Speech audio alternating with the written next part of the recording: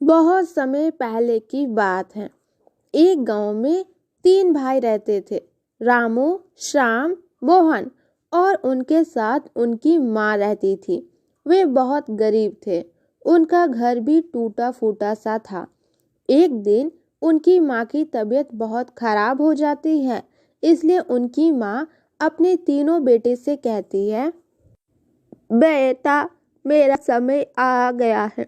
मेरे जाने के बाद तुम तीनों को कोई भी परेशानी ना हो, इसलिए मुझे तुम तीनों को एक बात बतानी है। गांव में हमारा एक बहुत पुराना ज़मीन है। दूर होने की वजह से मैं वहां पर कभी नहीं गई। अब मैं वो ज़मीन तुम तीनों को दे रही हूँ। उस ज़मीन में तीन घर हैं और तीन पेड़ हैं। तुम तीनों को वहाँ जाना है और उनकी देखभाल करना है। तुम तीनों वहाँ सुखी से रहोगे। इतना कहते ही बूढ़ी माँ की मृत्यु हो जाती है। तीनों बेटे अपनी माँ की याद में रोने लगते हैं। कुछ समय बीत जाता है। गांव में एक दिन बहुत तेज बारिश होने लगती है। बड़े भैया, बाहर बहुत तेज बारिश हो रही है। हमारा ये घर बहुत पुराना हो गया है। ये घर कभी भी टूट सकता है। चलो इस घर को छोड़कर कहीं और चले जाते हैं। हाँ, तुम सही कह रहे हो। यहाँ रुकना खतरे से खाली नहीं है। माँ ने हमें जिस जमीन के बारे में बताया है, जहाँ तीन घर और तीन पेड़ हैं, चलो हम वहीं चलते हैं। इतना बोलकर तीनों भाई बारिश में उस घर को छोड़कर जाने लगते हैं। कुछ समय बीत जाता है। बारिश रुक जाती है। बहुत ढूंढने के बाद तीनों भाई उस जमीन के पास पहुंच जाते हैं जिसके बारे में उनकी माँ ने उन्हें बताया था। वहां पर वो देखते हैं कि एक घर के सामने आम का पेड़ है, दूसरे घर के सामने सेब का पेड़ है और तीसरे घर के सामने एक सूखा पेड़ है और वहाँ का घर भी बहुत गंदा होता है। ये सब देखकर बड़ा भाई अपने दोनों छोटे भाई से कहता है, हम तीनों में से मैं सबसे बड़ा हूँ, इसलिए आम का पेड़ वाला घर मेरा होगा। इस घर में मैं रहूंगा। भैया, आपके बाद अगर कोई बड़ा है तो वो मैं हूँ, इसलिए सेब के पेड़ वाला घर मेरा होगा। मैं इस घर में रहूंगा।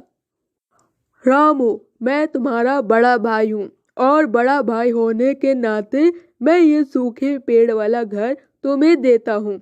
आज से तुम इस घर में ही रहोगे। वाह भैया वाह, आप दोनों ने तो बहुत अच्छा कहा। आप दोनों फल वाले घर में रहेंगे और मैं इस सूखे पेड़ वाले घर में रहूंगा। इस सूखे पेड़ को लेकर मैं क्या करूंगा? सबसे अच्छा यही रहेगा कि मैं आप दोनों के साथ कभी कभी रह लूंगा। ये क्या कह रहे हो मोहन तुम? मैं तुम्हें अपने साथ नहीं रख सकता। तुम तो जानते हो कि मुझे अकेला रहना कितना पसंद है। मेरे घर में किसी का भी आना जाना मुझे बिल्कुल भी पसंद नहीं है। और वैसे भी जब हम तीनों को रहने के लिए अलग अलग घर मिला ही है, तो हम सब साथ में क्यों रहे? श्याम बिल्कुल सही कह रहा है मोहन। मैं उसकी बात से पूरी तरह सहमत हूँ। जब हम तीनों के लिए अलग अलग घर है तो साथ में रहने की कोई बात ही नहीं है। मैं तुम्हारे साथ नहीं रह सकता। और हाँ, तुम्हारे लिए सबसे अच्छा यही है कि तुम इस सूखे पेड़ में ही रहो। तुम्हारे लिए यही घर सबसे अच्छा है।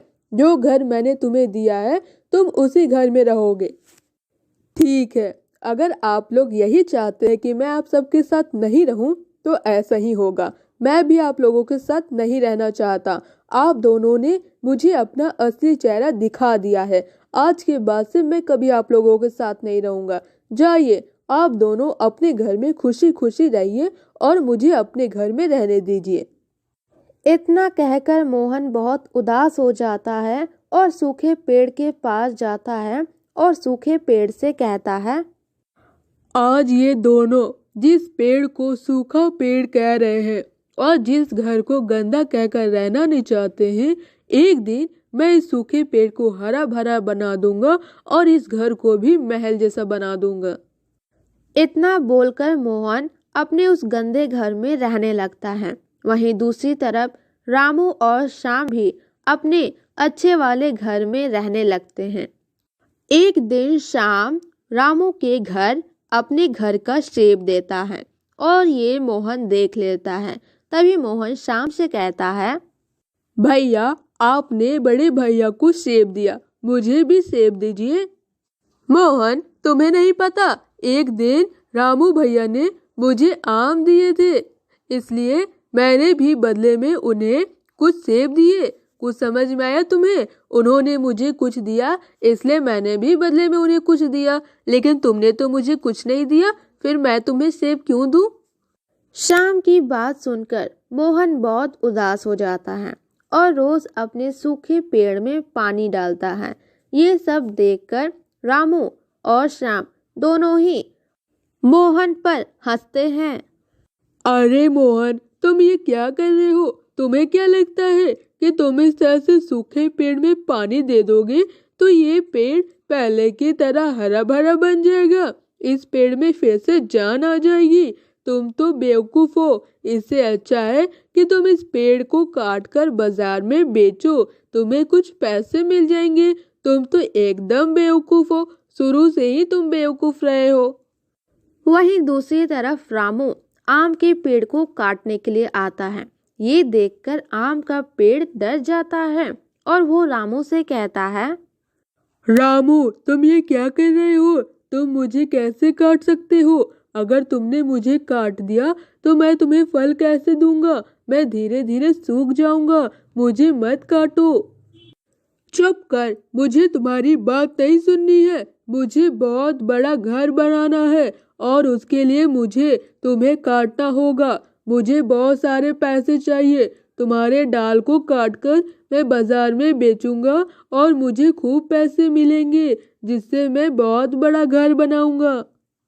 इतना बोलकर रामू आम के पेड़ का एक डाल काट देता है। ये सब देखकर सूखा पेड़ मोहन की ओर देखता है और उससे कहता है, मोहन, क्या तुम मुझे काट दोगे? जिस तरह से तुम्हारे भैया ने अपने आम के पेड़ को काट दिया, क्या तुम भी मुझे वैसे ही काट दोगे?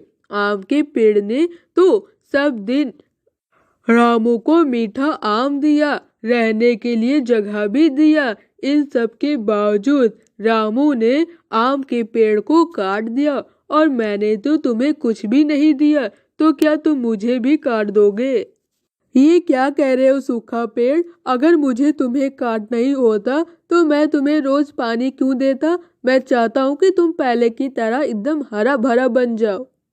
मोहन, तुम्हारा बहुत बहुत धन्यवाद। मैं तो सूख ही रहा था, लेकिन तुमने मुझे पानी दिया।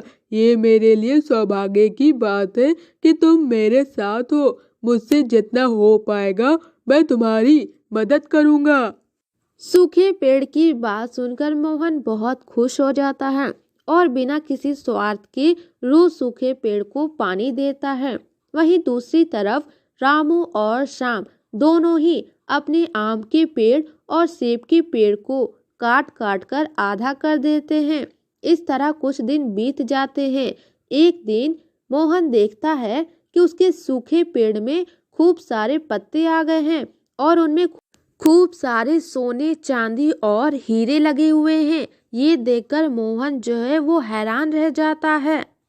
ये क्या देख रहा हूँ मैं? एक पेड़ में सोने और चांदी और हीरे कैसे उग सकते हैं? मुझे तो अपनी आंखों पर भरोसा नहीं हो रहा है।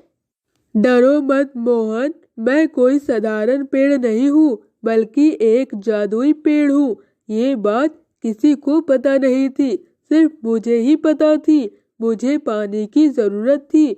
मैं दिन पर दिन सूखते जा रहा था, तब तुम आ गए और तुमने मेरी जिंदगी बचा ली। इसलिए मुझ पर जितने भी सोने चांदी लगे हुए हैं, उन सब पर सिर्फ और सिर्फ तुम्हारा हक है मोहन। ये सारे सोने चांदी और हीरे तुम्हारे हैं, इन पर तुम्हारा हक है।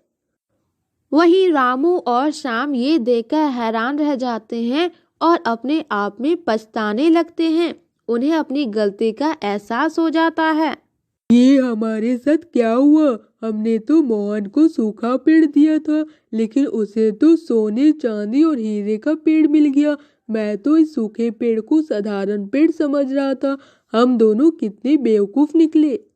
वहीं दूसरी तरफ मोहन सोने चांदी को बेचकर बहुत अमीर हो जाता है और एक बहुत बड़े महल जैसे घर में रहने लगता है।